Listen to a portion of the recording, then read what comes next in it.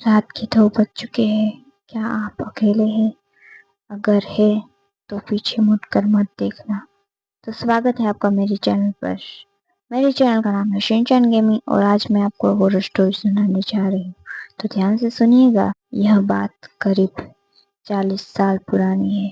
جب میری نانی نئی شادی کر کے گاؤں میں آئی تھی. وہ گاؤں بہت پرانا تھا اور ان کا گھر بھی بہت پرانا تھا. ان کا گھر بہت بڑا تھا جہاں پر ایک آنگن بھی تھا اور اس آنگن میں ایک پیپل کا پیڑ بھی تھا جو بہت ہی رہسیہمئی تھا.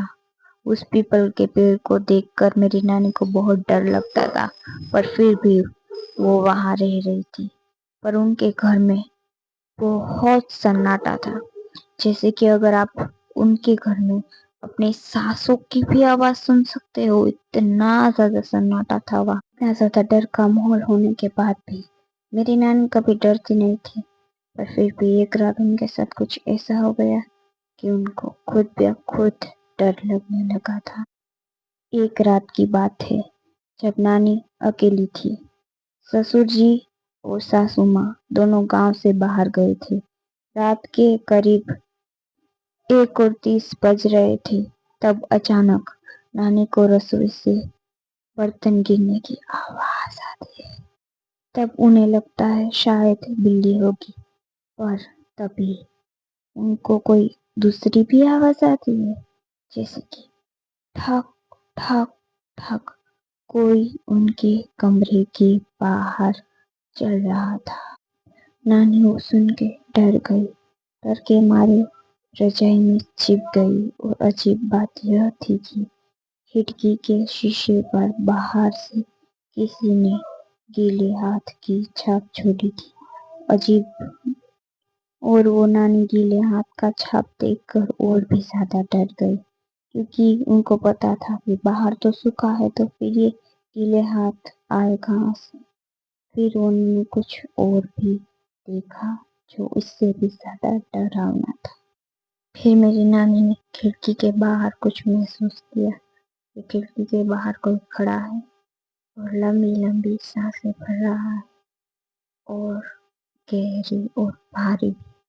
کچھ ایسی سانسیں سن کر میری نانی نے ہمت کر کے رجائی کو زور سے جھٹکا اور کمرے کا دروازہ بند کر دیا. پر دروازہ پھر بھی تھوڑا سا کھلا تھا کیونکہ وہ دروازہ بہت پرانا تھا اسی لیے. پھر اچانک سے پنکھے کے اوپر کوئی چیز لٹکتی ہوئی دکھی. وہ کوئی کپڑا نہیں تھا نہ کہ کوئی دوپٹہ بلکہ ایک پرانی پائل تھی جو دروازے سے دھیرے دھیرے ہل رہی تھی اور اس میں سے آواز بھی آ رہی تھی. چھن چھن چھن. نانی کی چیخ ان کے گلے میں ہی اٹک گئی. تبھی انہوں نے دیکھا کہ ان کے بستر کے نیچے سے ایک ٹھنڈا سوکھا ہاتھ باہر نکل رہا ہے اور پائل کی طرف اشارہ کیا. نانی یہ دیکھ کے بے ہوش ہو گئی. جب وہ صبح اٹھی تو پائل زمین پر پڑی تھی لیکن اس پر مٹی لگی تھی جو صرف پیپل کے پیڑ کے نیچے ہی پائی جاتی ہے.